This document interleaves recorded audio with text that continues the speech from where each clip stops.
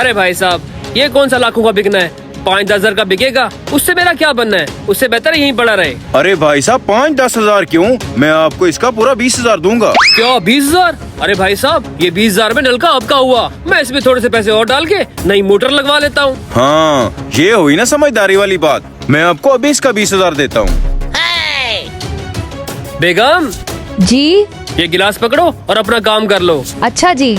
ये लें भाई साहब आपका 20,000। ये लें जी सारा सोना। वैसे क्या दिमाग लगाया आपने, नलका भी बेच दिया और गोल्ड भी निकाल लिया। और नहीं तो क्या, तुमने मुझे कोई आम बंदा समझा हुआ है? अरे अब तो काफी दूर आ गया हूँ, ऐसा करता हूँ यहाँ बैठ के सोना निकाल लेता हूँ, कहीं रास्ते में थोड़ा बहुत गिर ना जाए। आजा मेरे सोने। हैं? ये सोना कहाँ गया? हैं? लगता है उन हरामखोरों ने सोना निकाल लिया और ये 2,000 का कबाड़ नलका मुझे 20,000 में पड़ गया। मैं तो लुट गया, मैं बर्बाद हो गया।